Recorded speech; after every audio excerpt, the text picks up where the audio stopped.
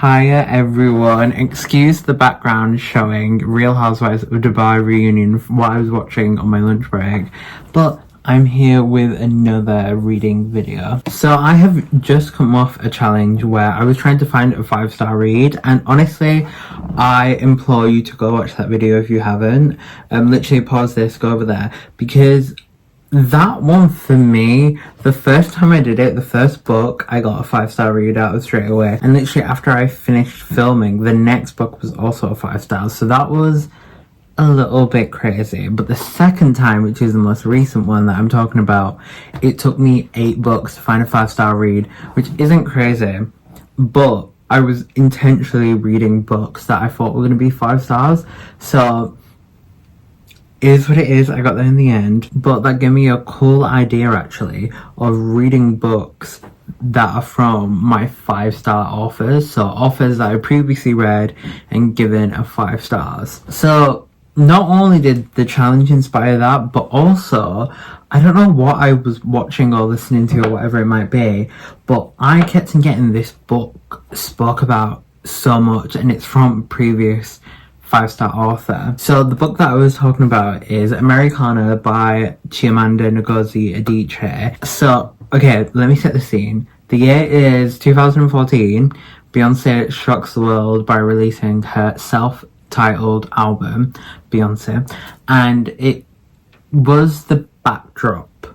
That, along with that, Lana put out Honeymoon and Gaga put out Art Pop. My 3 favourite artists put out like stellar albums that year, but genuinely I look back on that album like, firstly, how you not getting a Grammy, but that's by the by, but I love that album so much. And Chimamanda, her book and her TED Talk, We Should All Be Feminists, is spotlighted on that album, and I remember just like hearing about We Should All Be Feminists, reading it or watching the TED Talk, and I knew what Chimamanda was saying. I could literally quote it, and that's only happened to me once before, where Lana quotes Lolita, and I was watching Lolita the film and I was like, why do I know everything? Like, I know all the words before they're said.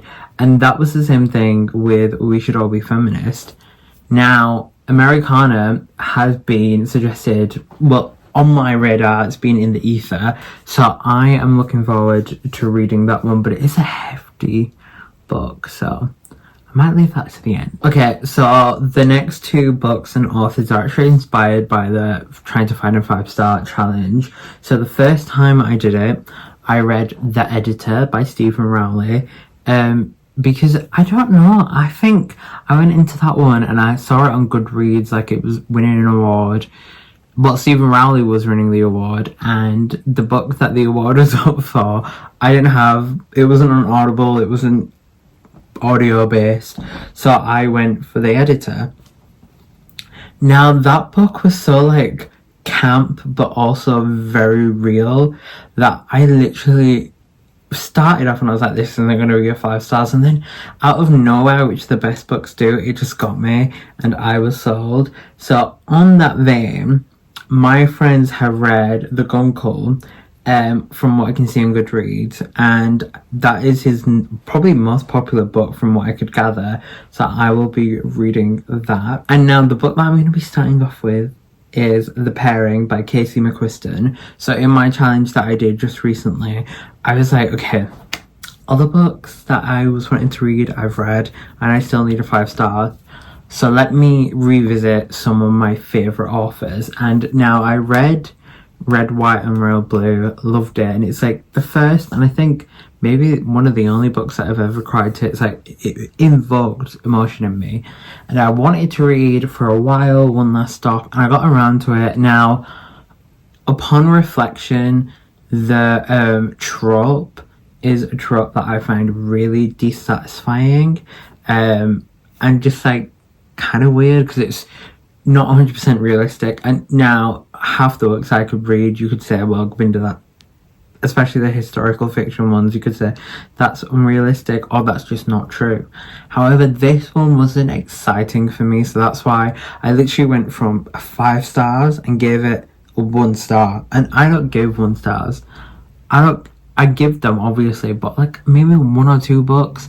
So for that to get a 1 star, like that'll let you know how much I did not like that book. But the pairing I wanted to read for that challenge as well, because the synopsis just got me completely. So the point of the book and the synopsis, just a recap from my head, is there's 2 people who used to be in a relationship, Thea and Kit, and they had a holiday booked to like go around Europe. I've seen a lot of rich people do that. They'll just take a summer out to go around Europe, which slay. But they break up, and then unknown to each other, I think they go on the trip and they have to like go on the trip together, and like they fall back in love. And I need to read that as soon as possible, so I am gonna read that. I think read a little bit of it already, but then I went into another book and was like, I want to do this challenge properly. So yeah, wish me luck. I am getting good vibes already. I think it's going to be a book for me that is either going to get a 4 or 5 stars. That's what I've decided. And I think it's like my interest level is going to go like this. Do you know what I mean? Like it's going to neutral at the beginning, not mutual, dip a little bit, and then go up and up and up and up, and it will have the same impact that Red, White and Royal Blue did, where I'm like not interested and then it hooks me. Now, One Last Stop had the potential, but I really couldn't get over the plot. Like the plot was like, the characters I liked, but the plot.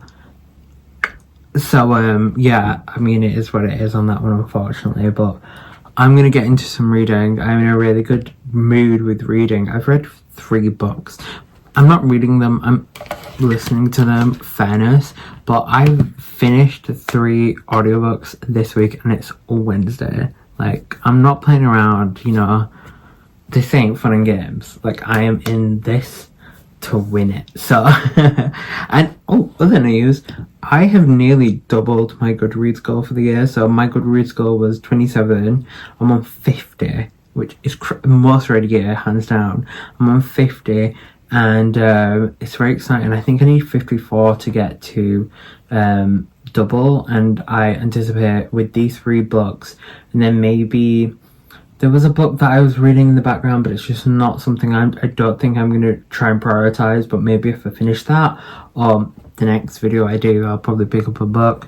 Or maybe I'll pick up a book in this one. I'll probably reach that, and I'm just saying, like, I'm not saying I'm better than you, but if that's what you want to get, if that's what you want to infer, it's a given. So I think with these books, I'm hanging on a little bit onto the last bit of summer, because these are like fun, like summery reads. And then after that, I'm going to go into like scary books for Halloween, and then serious books for like November time. So yeah, let's get into it. Hi everyone. So this is an update on this reading challenge, which I have now finished. I am looking at myself in the mirror. It has been not long since I've checked in, but everything's different. So now I'm living in London. I think I checked in last time from my bedroom at home whilst watching Real Housewives. Some things never change. I was watching that earlier, but some things are. So now I'm in my apartment in London. It's been a week since I moved. Also decided to shave down to a little goatee kind of vibe, and yeah, this is me now. I have finished this challenge though, so let's get into it. So I have just finished the last book in this challenge, but before we get into that, let's start from the beginning. So the first book I read was The Pairing by Casey McQuiston. I let you guys know I was very excited for this book. Secondly, the plot line was very interesting to me. So it was a couple who went on holiday together, but it's kind of not that simple. So it's not that simple. So they used to be in a relationship, and 4 years prior to the book setting, they had booked a holiday together, just a little trip around Europe, lovely stuff. But they broke up, and they both were like, okay, we're not going to go on the trip yet because the other one might be there, but they both decide to cash in the trip. I think it's the last year they can, and they go on this trip and they meet each other again, and it's really cute. And to be honest, there were points where the book felt very shallow and very just amateur, but like not the book itself, like the people in the book. I was like, is this really a concern right now? However, it speaks to the young people that are involved and the young love and the young messiness of it all.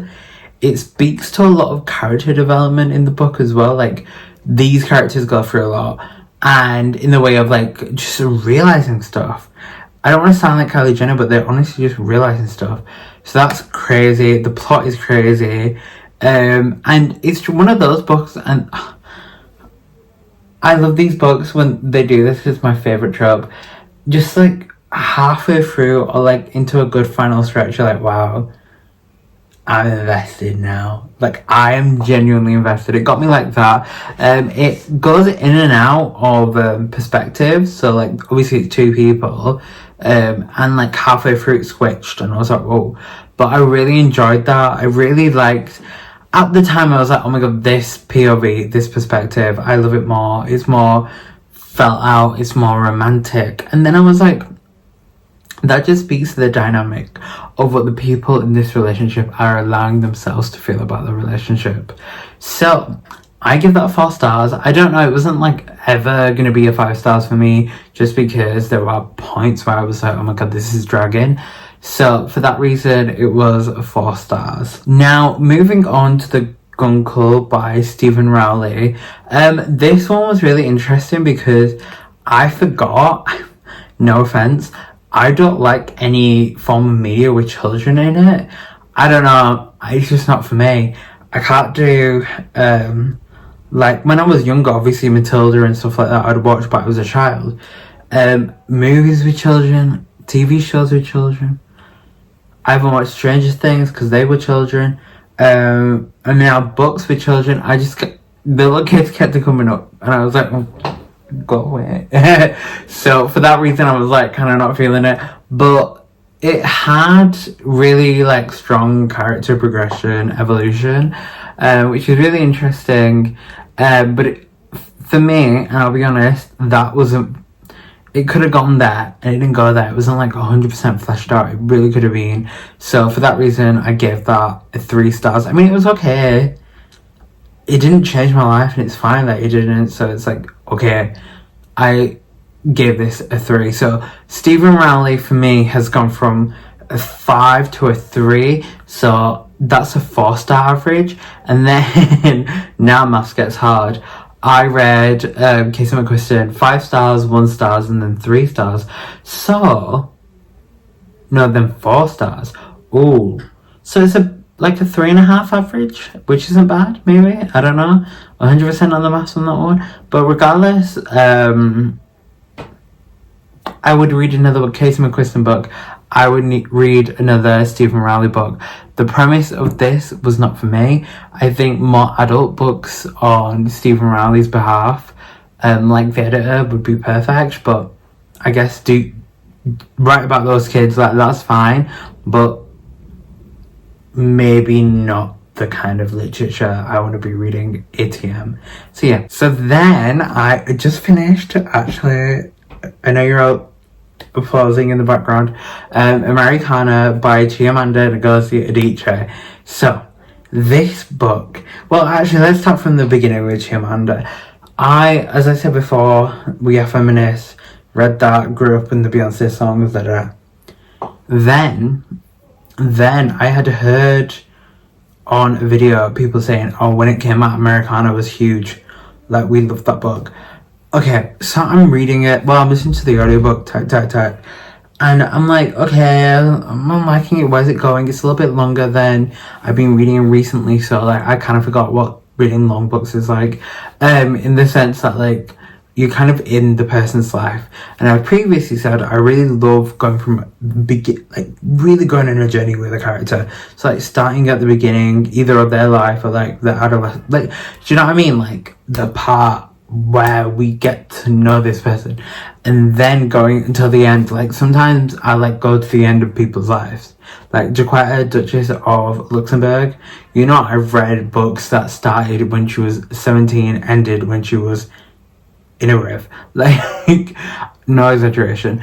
I read this, and honestly, it was look-y was perfect in the sense that, like, I went on such a journey with these characters. I really got to know these characters. Literally, I got to know these characters, flaws and all, by the way.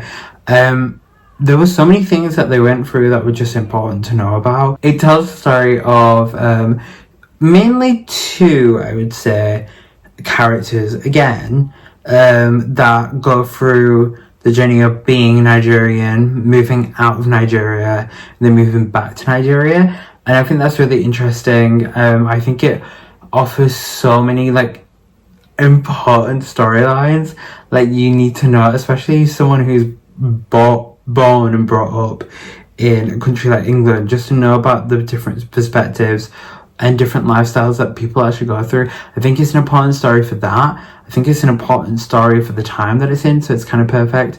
It has so much. Sometimes it can feel like books are trying to tackle one thing at a time, like, and that is like the whole story. And this was so layered in the fact that you really got to see these characters in different times of history, but the different times of their journey, and different parts of the romance that was involved. So for that, honestly, I think this was great. So I give it 5 stars if you didn't know already. I just think this was, I'm kind of sad that it's over because I really enjoyed reading it, and it kind of leaves on a little bit of a cliffhanger, which I was kind of annoyed about, and talked myself out of being annoyed, because I kind of like to know, like, I think as well, because like I was saying earlier, there are flaws in these characters. The interesting thing is sometimes you get really, well, at least I can speak for myself, I get really attached on my characters and, like, don't like to see them. Well, maybe this was a little bit of, like, a younger version of me. I was like, I never wanted to see my characters do wrong if I liked them, and I would get annoyed if they did wrong. With this, I like the real adult vibe of it all, and the romance isn't perfect, and that's 5. So maybe my feelings towards everything's changing due to age, but if there's a book you read because I told you to read it, honestly, if you want a contemporary read, that's the one. That was, like I said, it had so many important things to know. It had a good romance. It had an adult romance that I enjoyed as well. So yeah, that was that one on Americana. I really enjoyed it. So in overview, I gave The Pairing 4 stars, The Goncourt 3 stars, and then Americana 5 stars. So that averages out to 4 stars. And we love that. So all these authors I previously gave 5 stars to, and then this time one of them still got a 5 stars, the others didn't, and that's fine. So yeah, that was my reading. Now that I'm moved and now that it's a little bit darker outside, I'm going to be reading some spooky reads or some dark academia reads. I haven't decided yet. So yeah, I will see you guys soon. And as always, please do like, comment and subscribe. But for now, bye.